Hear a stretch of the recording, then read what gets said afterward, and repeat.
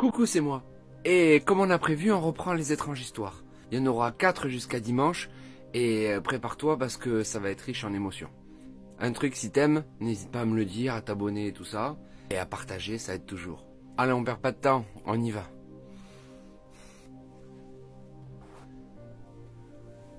Il faut que je vous le fasse encore une fois. Je m'appelle Mike, j'ai 34 ans et ça fait 2 ans que je travaille dans cette station-service.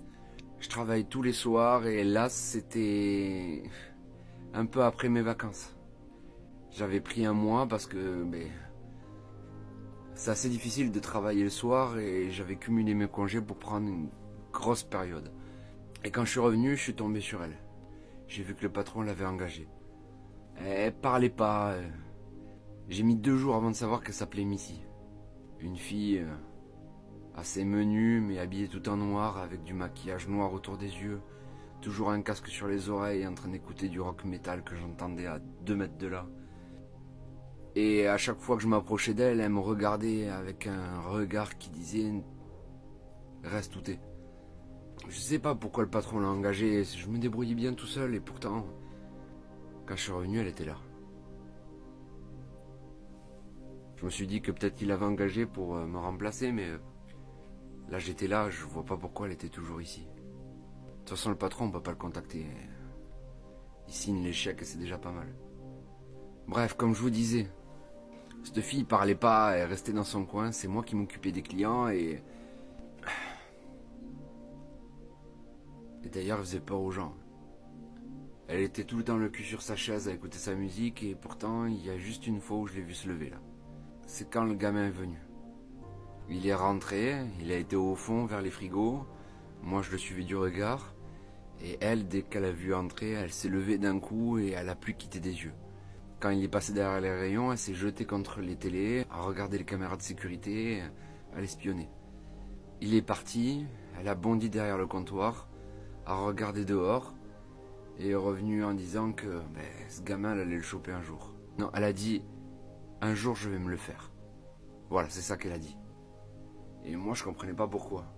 Et en regardant les caméras, j'ai compris. En fait, le gosse avait piqué juste un petit verre avec, vous savez, les granités qu'on fait au sirop.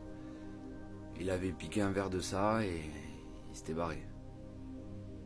Je lui ai dit que c'est pas grave, c'est pas ce qui coûte le plus cher dans la boutique et elle a remis son casque et elle m'a pas parlé. 2 jours plus tard, le gamin est revenu. Et pareil, dès qu'elle a vu arriver, là enfin elle s'est levée, elle quittait pas des yeux et en fait je crois qu'elle voulait le prendre en flagrant délit. Mais le petit il est rusé, il faisait tout de dos et on pouvait pas le voir. Pareil, une fois qu'il est parti, elle a bondi et... Ouais, c'est ça qu'elle disait. Elle disait un jour je vais me le faire. J'ai compris que c'était un cycle de tous les 2 jours qui revenait. Je sais pas pourquoi, mais il faisait ça. Et un soir, Missy, elle m'a dit tu vas voir, le petit va revenir et là on va se le faire. Elle m'a expliqué son plan. En fait, elle avait vidé la machine à granita jusqu'à ce qu'il reste 2 ou 3 verres maximum. Et dedans, elle a pris une boîte qu'elle a versée à l'intérieur. Je lui ai demandé ce que c'était, elle m'a dit que c'était rien, c'était du laxatif. Et que le petit, il allait comprendre son erreur. Elle a versé ça dans la machine, je lui ai dit qu'il fallait pas que les autres clients tombent dessus et que même... On connaissait pas, ce gosse paraissait dangereux pour lui, mais elle a pas voulu écouter. Elle a versé toute la boîte dedans. Il y avait plein de gens dans la station.